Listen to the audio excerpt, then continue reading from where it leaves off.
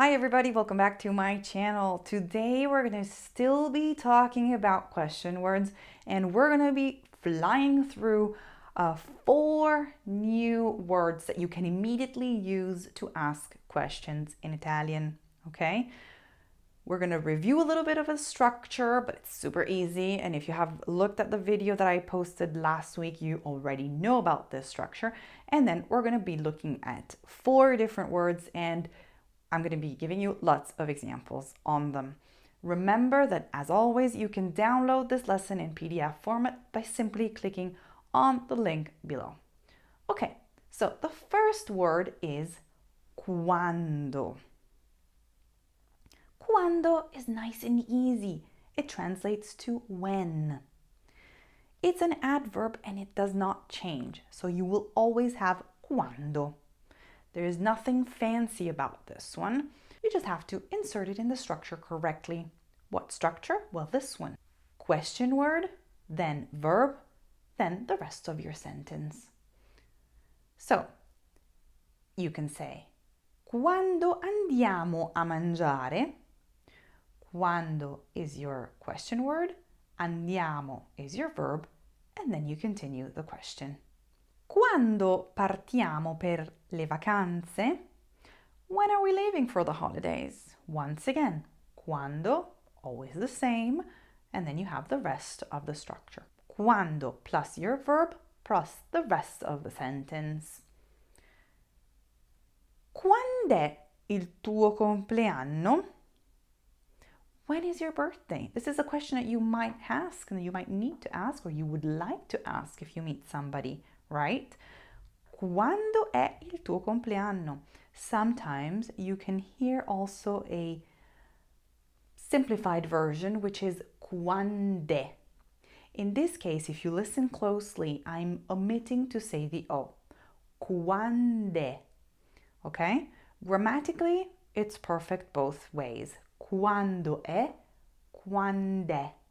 It's just that sometimes saying vowels one right after the other is difficult, so the Italian language sort of tries to eliminate that vowel. Quando è il tuo compleanno or quand'è il tuo compleanno. Both are good. The second word that we're going to be learning today is quanto. Quanto means how much, how many. It's an interrogative adjective that obviously is used when you're asking about quantities, okay?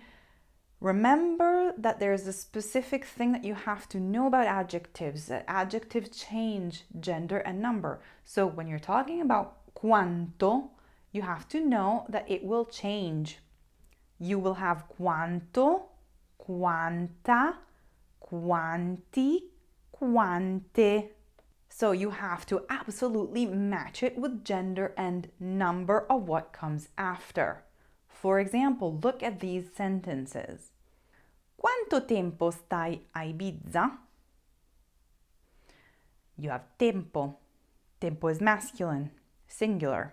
Quanto will be matched with tempo. Quanto tempo? Quanta farina serve per fare la torta?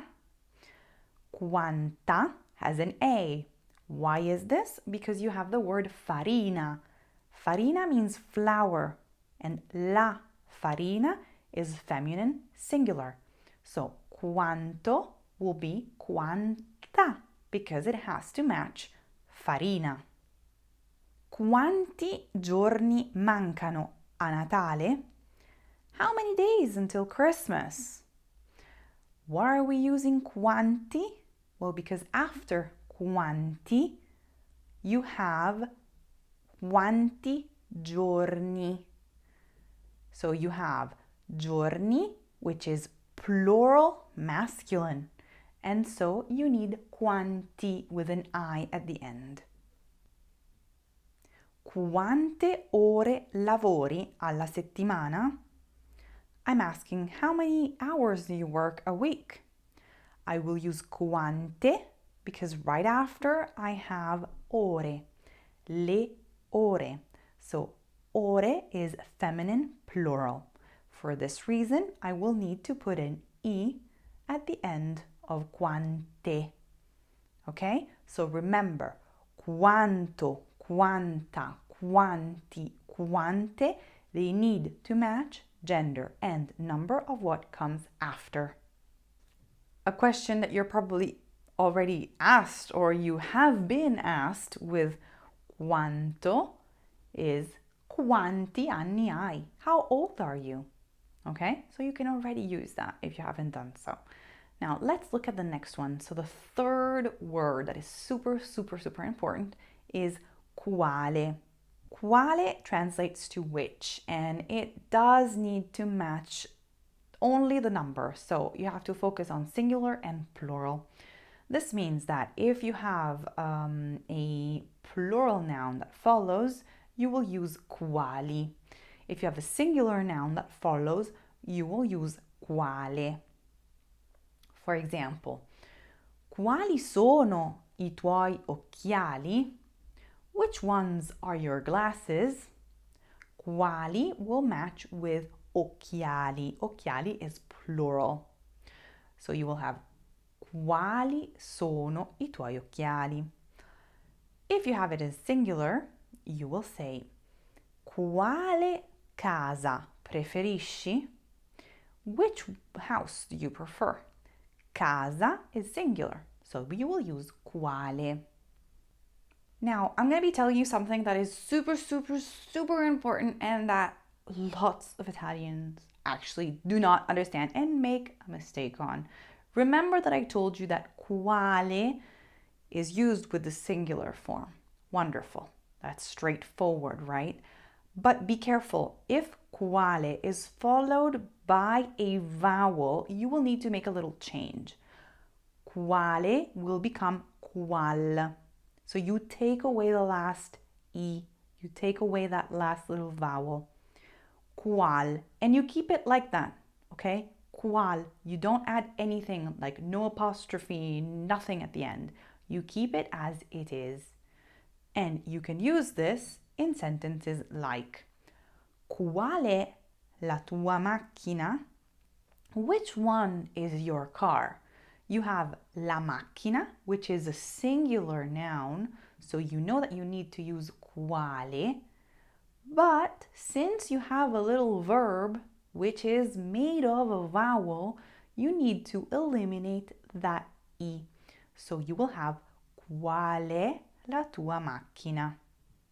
If you didn't have that little verb, and you could say a sentence like quale macchina ti piace? Which car do you like?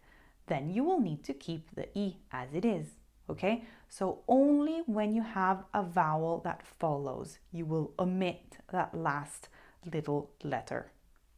Let's look at some other sentences. Qual è il tuo cane?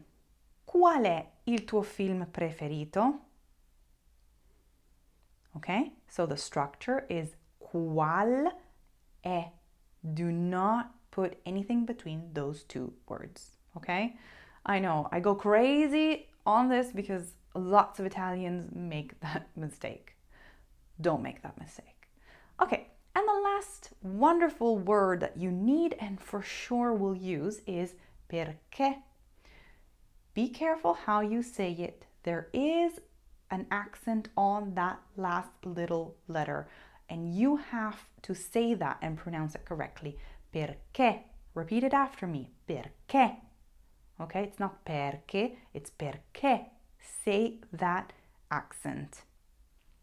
This word means why. It's an interrogative adverb and you're going to use it to ask for the reason of an action. Okay, so why somebody did something. Or you can also use it to answer. So, why did you do this? Because I did that. Okay, so it can be why or because depending on the context of the sentence. If you're asking a question or if you're giving a reply to a question. The word itself will never change. Just remember to actually graphically write out that little accent. Let's look at some questions together. Perché sei triste? Perché studi italiano? Perché non vieni stasera? Okay, so these are 4 more question words. Write them, make sentences, make them yours, okay?